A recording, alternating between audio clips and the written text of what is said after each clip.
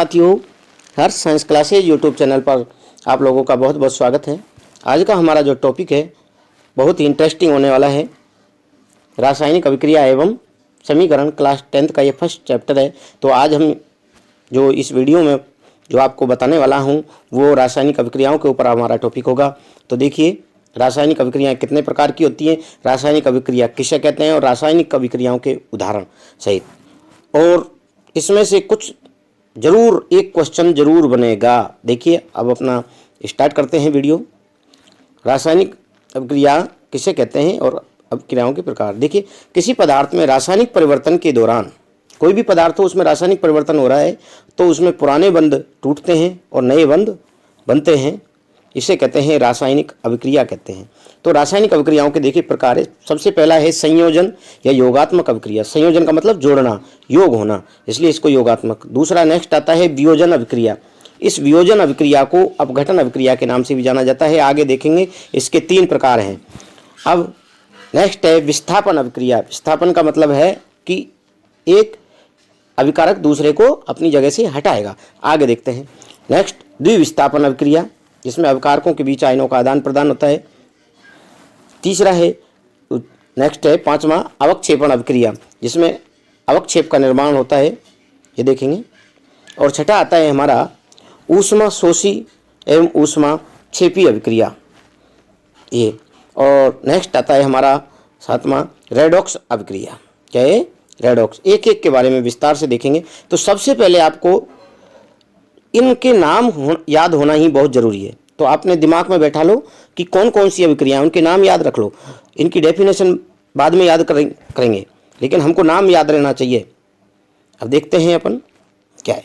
सबसे पहला है संयोजन या योगात्मक अभिक्रिया। जैसे नाम से ही पता है, देखिए रासायनिक अभिक्रिया में अभिकारक भाग लेते हैं और उनके अभिकारकों के परस्पर अभिक्रिया करने से उत्पाद बनते हैं। देखिए, जिसमें 2 या 2 से अधिक अभिकारक मिलकर के एक उत्पाद का निर्माण करते हैं, उसे संयोजन या योगात्मक अभिक्रिया कहते हैं। अब देखिए इसमें क्या होता है, ऐसे याद रखना है। पहला है उदाहरण कोयले का दहन। कोयले को जला रहे हैं। कोयला क्या है? कार्बन है। और किसकी उपस्थिति में जला रहे हैं? ऑक्सीजन की में। देखो, पहला अभिकारक कार्बन हुआ, दूसरा अभिकारक ऑक्सीजन हुआ। अब ये दोनों जुड़ करके क्या बना रहे हैं? एक उत्पाद बना रहे हैं। क्या? Carbon dioxide. तो ध्यान रखना, अगर ऐसी अभिक्रिया है तो आप समझ जाना ये संयोजन अभिक्रिया है। 2 अभिकारक मिलकर के एक उत्पाद बनाए। अब दूसरा उदाहरण क्या लेते हैं हम? अब दूसरा उदाहरण लेते हैं जल का निर्माण। अब जल के निर्माण की जब बात करते हैं तो देखिए हाइड्रोजन, और दूसरा अभिकारक क्या होगा? ऑक्सीजन। अब ये दोनों मिलकर के क्या बनाएंगे? एक उत्पाद बनाएंगे। ये दोनों मिलकर के क्या बनाएंगे? एक उत्पाद बनाएंगे। और क्या बनेगा? इनसे जल बनेगा। तो देखिए, इस प्रकार की अभिक्रिया आती है तो वो संयोजन अभिक्रिया है, ध्यान रखना। तो कोयले का दहन और जल का निर्माण, ये संयोजन अभिक्रिया है। ठीक है, हाँ, कंफ्यूज नहीं होना है इसमें, अभिकारक मिलकर के। और नेक्स्ट देखते हैं कैल्शियम हाइड्रोक्साइड का निर्माण। कैल्शियम ऑक्साइड, ये जिसको बिना बुझा चूना बोलते हैं, कैल्शियम ऑक्साइड को, जो बाजार से हम सफेदी करने के लिए जो जिसको टंटा बोल देते हैं। अब इसके साथ क्या मिलाया? जल मिलाया, जल मिला दिया। अब जल के मिलने से आपको पता है ऊष्मा निकलती है उसमें, और क्या बनेगा? जल के मिलाने से कैल्शियम हाइड्रोक्साइड बनेगा। ये कैल्शियम हाइड्रोक्साइड है जिसका दीवारों पर लेप करते हैं सफेदी के रूप में, और ऊष्मा निकलती है, जिसको कैल्शियम हाइड्रोक्साइड बुझा हुआ चूना बोलते हैं। अब एक प्रश्न बन जाता है इसी जगह से। देखिए, 2 अभिकारक मिलकर के एक उत्पाद बना रहे हैं तो संयोजन अभिक्रिया है। दीवारों पर सफेदी करने के 2 या 3 दिन बाद चमक आने लगती है। क्यों? क्या कारण है?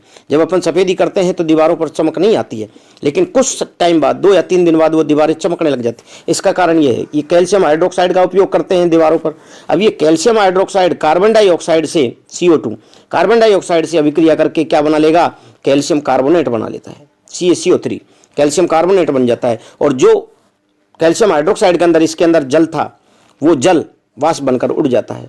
और तो कैल्शियम कार्बोनेट की परत जम जाती है। कैल्शियम कार्बोनेट की परत जम जाने से वो चमकने लगता है। देखिए, कैल्शियम हाइड्रोक्साइड वायु में उपस्थित कार्बन डाइऑक्साइड के साथ धीमी गति से अभिक्रिया करके दीवारों पर कैल्शियम कार्बोनेट की पतली परत बना देता है। इस कारण दीवारों पर चमक आ जाती है। तो क्वेश्चन बन सकता है, सफेदी करने के 2-3 दिन बाद चमक क्यों आने लगती है? ध्यान रखना, कैल्शियम कार्बोनेट। और किसका उपयोग करते हैं सफेदी करने के लिए? Calcium hydroxide. अब नेक्स्ट आता है वियोजन अभिक्रिया। वियोजन का मतलब अपघटन। इसमें ये संयोजन अभिक्रिया के विपरीत होगी बिल्कुल। उसमें दो अभिकारक मिलकर के एक उत्पाद बना रहे थे, लेकिन इसमें एक अभिकारक टूट करके दो या दो से अधिक उत्पादों में, देखिए ये अकेला एक अभिकारक है, जब अपन इसको गर्म करेंगे, इसको जब गर्म करेंगे तो ये दो अभिकारकों में टूट जाता है। कैल्शियम ऑक्साइड जो आपको बताया अभी आया है, बिना बुझा चूना, और कार्बन डाइऑक्साइड। तो देखिए एक अभिकारक दो उत्पादों में टूट रहा है। नेक्स्ट उदाहरण देखते हैं इसका, फेरस सल्फेट। जब इस फेरस सल्फेट को गर्म करते हैं तो ये फेरिक ऑक्साइड दो से अधिक उत्पादों में टूट जाता है। तो वियोजन अभिक्रिया या अपघटन अभिक्रिया को जब कोई एक अभिकारक दो या दो से अधिक उत्पादों में टूट जाता है, वियोजन कहते हैं। देखिए ये फेरस सल्फेट को गर्म करने से फेरिक ऑक्साइड एक उत्पाद तो ये बना, दूसरा उत्पाद बना सल्फर डाइऑक्साइड, तीसरा उत्पाद बना है सल्फर ट्राइऑक्साइड। हमको याद रखना है। देखिए एक अभिकारक है, एक से अधिक उत्पादों में टूट रहा है, तो इस प्रकार की अभिक्रिया को कहते हैं अपघटन अभिक्रिया। अपघटन अभिक्रिया के तीन प्रकार हैं, पूछ लेता है। ताप अपघटन अभिक्रिया, प्रकाश अपघटन अभिक्रिया और विद्युत अपघटन अभिक्रिया। तीन प्रकार हैं। ताप से जब कोई अभिकारक टूटे ताप अपघटन, प्रकाश से टूटे प्रकाश अपघटन, विद्युत के द्वारा कोई अभिकारक टूटे विद्युत अपघटन। देखिए एक एक के बारे में पढ़ते हैं उदाहरण सहित।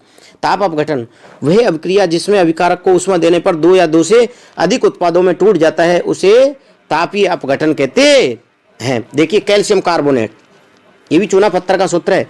कैल्शियम कार्बोनेट चूना पत्थर का, जब इसको गर्म किया जाता है, कैल्शियम कार्बोनेट को क्या करेंगे, इसको जब गर्म करेंगे तो ये कैल्शियम ऑक्साइड और किसके अंदर टूट जाता है, कार्बन डाइऑक्साइड के अंदर टूट जाता है। देखिए ये ताप अपघटन अभिक्रिया का उदाहरण। अब प्रकाश अपघटन, प्रकाश से ऊर्जा प्राप्त करके कोई अभिकारक छोटे छोटे अणुओं में टूट जाता है, प्रकाश अपघटन अभिक्रिया कहते हैं। जैसे AgBr सिल्वर ब्रोमाइड, ध्यान रखना श्वेत श्याम फोटोग्राफी में इसका उपयोग किया जाता है। इसका सिल्वर ब्रोमाइड का कई बार पूछा जाता है, वह कौन सा रासायनिक अभिक्रिया है जिसका उपयोग श्याम श्वेत फोटोग्राफी में किया जाता है। देखिए ये सिल्वर ब्रोमाइड है, ये किस किस में टूट गया, प्रकाश के कारण है। ये प्रकाश के कारण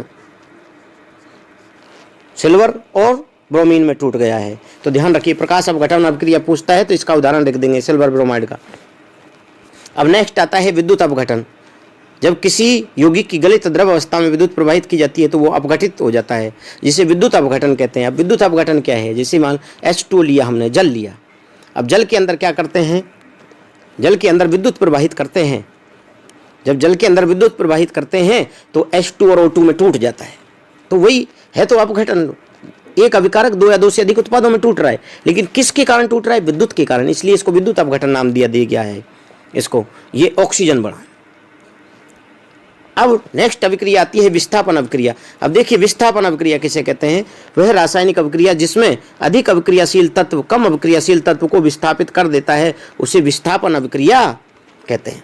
अब देखिए ये लेड है और ये कॉपर क्लोराइड है। अब ये कॉपर क्लोराइड क्या है, जो ये कमजोर है, कॉपर क्लोराइड क्या है, ये कमजोर है, किससे, पीवी लेड से। तो ये लेड इसको क्या कर देगा, भगा देगा, हटा देगा, और क्या बन गया, लेड क्लोराइड बन गया, और कॉपर को अलग कर दिया। तो अधिक अभिक्रियाशील तत्व ने कम अभिक्रियाशील तत्व को विस्थापित कर दिया। अब दूसरा उदाहरण देखते हैं, Zn जिंक अधिक अभिक्रियाशील तत्व है, किससे, कॉपर से, कॉपर को भगा देगा। ये यहाँ से कॉपर सल्फेट के विलयन से कॉपर को भगा देगा और खुद जुड़ जाएगा। देखिए ये जुड़ गया और क्या बना लिया, जिंक सल्फेट, और क्या हो गया, जिंक कॉपर अलग कर दिया बेचारा। तो अधिक शक्तिशाली कम शक्तिशाली को विस्थापित कर देता है, इसलिए विस्थापन, विस्थापन का मतलब भगा दे, उसके स्थान से हटा देता है उसको, इसलिए उसको विस्थापन नाम दे दिया गया है, ध्यान रखना। तो दो उदाहरण है इसके। अब प्रश्न बनता है इसमें से, और एक दो बार बोर्ड के अंदर पूछ लिया गया है, जब लोहे की कील को कॉपर सल्फेट के विलयन में डुबोया जाता है तो विलयन का रंग क्यों बदल जाता है। अभी देखा ये लोहा अधिक शक्तिशाली है, किससे, कॉपर से। अब कॉपर सल्फेट का विलयन लिया और कॉपर सल्फेट के विलयन का रंग होता है नीला। कैसा होता है, नीला होता है। अब देखिए और क्या बना, देखो ये विस्थापन अभिक्रिया है, आयरन सल्फेट बन गया और कॉपर अलग कर दिया। अब देखो लोहा कॉपर से अधिक अभिक्रियाशील है, इसलिए कॉपर सल्फेट के विलयन से कॉपर को विस्थापित कर देता है और आयरन सल्फेट बना लेता है, इसलिए विलयन का रंग मलिन हो जाता है। तो ध्यान रखना, बस यही आपका क्वेश्चन है कि कॉपर सल्फेट के विलयन से लोहा देखिए ये प्रयोग समझा रखा है आपको। ये कॉपर सल्फेट का विलयन था, इसमें लोहे की छड़ डालते हैं, तो लोहे की छड़ डालने से क्या होगा, कॉपर सल्फेट के अंदर जो कॉपर थे उनको ये लोहे की छड़ में से जो लोहा विलयन में जाएगा और उसको विस्थापित कर देगा। तो अब देखते हैं द्विविस्थापन अभिक्रिया। वह रासायनिक अभिक्रिया जिसमें अभिकारकों के बीच आयनों का आदान प्रदान होता है उसे द्विविस्थापन अभिक्रिया कहते हैं। देखिए इसका उदाहरण देखते हैं, कॉपर सल्फेट, एक अभिकारक क्या लिया, कॉपर सल्फेट। दूसरा लेते हैं हम NaOH, सोडियम हाइड्रोक्साइड लिया। अब जब इसके मध्य आपस में अभिक्रिया कराते हैं तो देखिए क्या बनता है, कॉपर हाइड्रोक्साइड बनता है। और क्या बनेगा, देखिए सोडियम सल्फेट, द्विविस्थापन। देखिए आयनों का, जब कॉपर को तोड़ेंगे तो Cu+SO4- आयन में टूट जाता है, Na+OH- आयन में टूट जाता है NH। तो देखिए अब अवक्षेपण प्रश्न बनता है, अवक्षेपण अभिक्रिया किसे कहते हैं।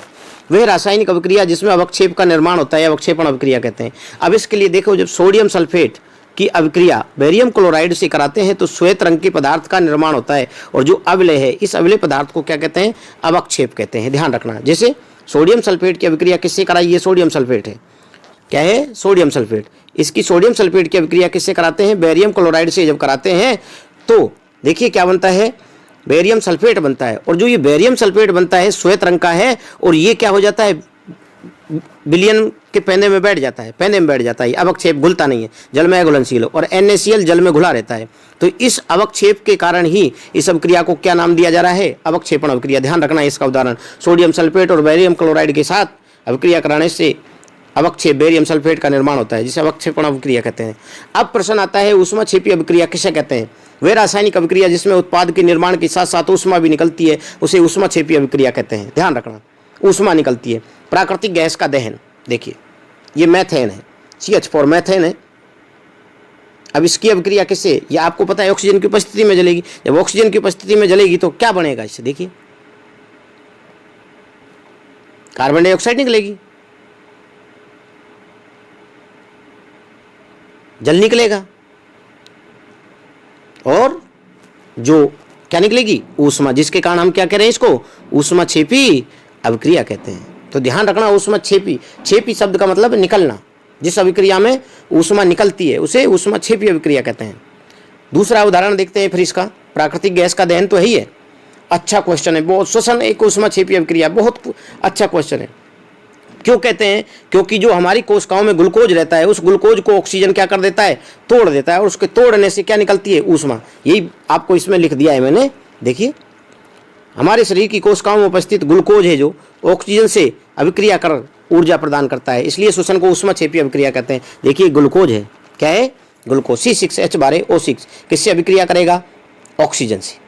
और ऑक्सीजन से अभिक्रिया करने से क्या बनता है, आपने रेस्पिरेशन श्वसन तंत्र में पढ़ा होगा इसको, ग्लूकोज का ऑक्सीजन की उपस्थिति में अपघटन हो जाता है, कार्बन डाइऑक्साइड बना, जल बना, जल का अपने शरीर की उपापचयी क्रियाओं में काम में लिया जाता है, आवश्यकता से अधिक को मूत्र के रूप में छोड़ दिया जाता है। और क्या निकली, मुख्य ऊर्जा, जिसके कारण हमारी बॉडी का टेम्परेचर बना रहता है। तो आपसे प्रश्न पूछे, श्वसन को ऊष्माक्षेपी अभिक्रिया क्यों कहते हैं, क्योंकि ग्लूकोज का ऑक्सीजन की उपस्थिति में विघटन से ऊर्जा मिलती है, इसलिए श्वसन को ऊष्माक्षेपी अभिक्रिया कहते हैं। ध्यान रखना है हमको। तो ये ऊष्माक्षेपी अभिक्रिया का उदाहरण हुआ, प्राकृतिक गैस का दहन, और श्वसन भी एक ऊष्माक्षेपी अभिक्रिया है। और एक और आता है हमारा, जो साग सब्जियों अपशिष्ट रहते हैं ना, जो साग सब्जियां विघटित होकर कंपोस्ट बनता है, जो भी ऊष्माक्षेपी अभिक्रिया है, उसमें भी बहुत भयंकर ऊष्मा रहती है। कोई घूरे का ढेर है, उसके अंदर अगर आप हाथ डाल के देखोगे तो उसमें हीट निकलेगी, गर्माहट निकलेगी। क्यों, क्योंकि उससे ऊष्मा निकलती है, विघटित हो रहे हैं वो पदार्थ ऑक्सीजन की उपस्थिति में। देखिए ऊष्माशोषी अभिक्रिया किसे कहते हैं, वे रासायनिक अभिक्रिया जिसमें ऊष्मा का अवशोषण होता है उसे ऊष्माशोषी अभिक्रिया नाम दिया गया है, ऊष्माशोषी। और क्षेपी शब्द का अर्थ होता है निकलना, और शोषी का मतलब शोषण होना ऊष्मा का, इसलिए इसको क्या कह रहे हैं, ऊष्माशोषी अभिक्रिया नाम दिया गया है इसको। अब इसका उदाहरण है AgBr, सिल्वर ब्रोमाइड। आपको मैंने दूसरा उदाहरण इसलिए नहीं दिया, आपको ये उदाहरण प्रकाश अपघटन अभिक्रिया में दिया गया है, आपको इसको याद रखने में सुविधा होगी। श्याम श्वेत फोटोग्राफी में इसका उपयोग कर रहे थे इसी अभिक्रिया का। देखो सूर्य के प्रकाश का अवशोषण करके ये किसमें विघटित हो जाता है, सिल्वर और ब्रोमीन में विघटित हो जाता है। और देखिए अब दूसरा दूसरी अभिक्रिया है कार्बन और हाइड्रोजन मिलकर के क्या बना रहे हैं, C2H2 बना रहे हैं। और जो ये -277 किलो जूल मिल रहा है, दिख रहा है ना, इसका मतलब है ऊर्जा का अवशोषण हुआ है। अगर प्लस लिखता तो इसका मतलब ऊर्जा या ऊष्मा निकली है। तो ऊष्मा छिपी अभिक्रिया में प्लस करके लिखा जाता है और ऊष्मा शोषी में ये माइनस करके लिखा जाता है। तो इसमें कितनी ऊर्जा अवशोषित हुई या ऊष्मा अवशोषित हुई, -277 किलो जूल। तो देखिए ऊष्मा शोषी का पूछते हैं तो इसमें आप उदाहरण दे देंगे AgBr का, और जो आपको बताया है कार्बन और हाइड्रोजन की अभिक्रिया करने से C2H2 बना। और अगला नेक्स्ट इसी में आता है आपका शर्करा का जल में विलयन बनाना भी ऊष्मा शोषी अभिक्रिया का उदाहरण है। और आप कई बार देखा होगा जब हम पानी के अंदर, जल के अंदर चीनी घोलते हैं तो उसके टेम्परेचर को जब हम नोट करेंगे तो देखेंगे पहले से कहीं ज़्यादा डाउन हो जाएगा उसका टेम्परेचर। क्यों? क्योंकि उसने वो अधिक ठंडा लगने लगेगा, ऊष्मा अवशोषित कर लिए। ऊष्मा अवशोषित करने के कारण क्या हुआ है, ऊष्मा अवशोषित करने के कारण ही उसका टेम्परेचर डाउन हुआ। ये ऊष्मा शोषी अभिक्रिया का उदाहरण हुआ। अब देखते हैं नेक्स्ट। हाँ देखो अगला आता है रेडॉक्स अभिक्रिया किसे कहते हैं। रेडॉक्स अभिक्रिया तो वह रासायनिक अभिक्रिया जिसमें ऑक्सीकरण, वह रासायनिक अभिक्रिया जिसमें ऑक्सीकरण और अपचयन, ये शब्द याद रखना है। ऑक्सीकरण मतलब किसी पदार्थ, ऑक्सीकरण किसे कहते हैं, किसी पदार्थ के साथ ऑक्सीजन का जुड़ना। ये आपके इस बार सिलेबस जो चेंज हुआ है ना, उसमें खाली आपकी परिभाषा इसी प्रकार की है, जैसे विद्युत ऋणी तत्व या ऑक्सीजन इलेक्ट्रॉन के आधार पर और हाइड्रोजन के आधार पर, ऐसे आपको नहीं दे रखा विस्तार से, तो इसलिए मैंने आपको इसमें ज़्यादा नहीं बताया है। ऑक्सीकरण ऑक्सीजन के आधार पर, क्लोरीन के आधार पर, हाइड्रोजन के आधार पर ऑक्सीकरण अपचयन को परिभाषित करना था पहले जो पुरानी किताबें थी, लेकिन अब नहीं है। हमको क्या याद रखना है, ऑक्सीकरण किसी पदार्थ का साथ ऑक्सीजन का जुड़ना ऑक्सीकरण, और किसी पदार्थ से ऑक्सीजन का निकलना अपचयन कहलाता है। अब जब किसी रासायनिक अभिक्रिया में ऑक्सीकरण और अपचयन दोनों साथ साथ होते हैं तो उसे रेडॉक्स अभिक्रिया कहते हैं। देखिए आपको उदाहरण दे रखा है, इधर देखते हैं, अपन इस उदाहरण से समझ लेते हैं इसको देखिए ZNO पहला है जिंक ऑक्साइड और इसके साथ अभिक्रिया कर रहा है कार्बन, ठीक है। अब ठीक है, अब इसके साथ जिंक ऑक्साइड के साथ ऑक्सीजन जुड़ा हुआ है। अब इधर की साइड देखने पर क्या हो रहा है, इधर की साइड ये क्या है, खाली जिंक है। अब देखिए जिंक ऑक्साइड से क्या निकल गया, ऑक्सीजन, और यह जिंक रह गया खाली। तो जिंक ऑक्साइड से ऑक्सीजन निकल रहा है और ऑक्सीजन का निकलना क्या कहलाता है, रिडक्शन, अपचयन कहलाता है। तो देखो जिंक ऑक्साइड का क्या हो रहा है, अपचयन। फिर देखते हैं कार्बन। अब कार्बन जब इधर चलते हैं तो देखिए ऑक्सीजन जुड़ गया, तो ऑक्सीकरण क्या कह रहा है, किसी पदार्थ के साथ ऑक्सीजन का जुड़ना। तो देखिए किसके साथ जुड़ा ऑक्सीजन, कार्बन के साथ। तो कार्बन का क्या हो रहा है, ऑक्सीडेशन, ऑक्सीकरण। तो ये रेडॉक्स अभिक्रिया हुई, इसमें ऑक्सीकरण और अपचयन दोनों साथ साथ हो रहे हैं। अब दूसरा नेक्स्ट उदाहरण देख लेते हैं। अब कॉपर ये ऑक्साइड है और ये H2 हाइड्रोजन है। अब ये अभिक्रिया कर रहे हैं। देखिए सबसे पहले कॉपर ऑक्साइड को देखते हैं। इसको कॉपर ऑक्साइड इधर जाने पर देखते हैं तो ऑक्सीजन निकल गया, अकेला कॉपर रह गया। इसका मतलब ऑक्सीजन निकल रहा है, तो कॉपर ऑक्साइड का क्या हो रहा है, अपचयन। इधर देखते हैं हाइड्रोजन H2, इधर जाने पर क्या हो रहा है, ऑक्सीजन जुड़ गया, तो किसके साथ, हाइड्रोजन का क्या हो रहा है, ऑक्सीकरण। तो ये रेडॉक्स अभिक्रिया हुई, ऑक्सीकरण अपचयन दोनों साथ साथ हो रहे हैं। तो अब तीसरा नेक्स्ट उदाहरण देख लेते हैं। ठीक, Fe3O4 इधर जाने पर देखिए ऑक्सीजन गया तो क्या हुआ है, ऑक्सीजन, किसी पदार्थ से ऑक्सीजन का निकलना क्या कहलाता है, अपचयन। तो Fe3O4 का क्या हुआ, अपचयन। और हाइड्रोजन है और इधर देखने पर हाइड्रोजन के साथ ऑक्सीजन जुड़ा, क्या हुआ, ऑक्सीकरण। तो इस प्रकार से क्या हुआ, ये रेडॉक्स अभिक्रिया हुआ। पूछ सकता है रेडॉक्स अभिक्रिया किसे कहते हैं, ये उदाहरण याद रख लेना। आपको समझाने के लिए मैंने 3 उदाहरण दे दिए हैं इसमें, तो ये याद रख लेना आप, ठीक है। तो ठीक है दोस्तों, अभी रासायनिक समीकरण संतुलित कैसे करते हैं, रासायनिक समीकरण किसे कहते हैं, ये अभी आपको वीडियो डाल दूंगा मैं, वो देख लेना, ये अभिक्रियाओं के ऊपर। और इसमें से जरूर 100% क्वेश्चन आएगा, इसको याद करना ना भूलें, जरूर याद रखें।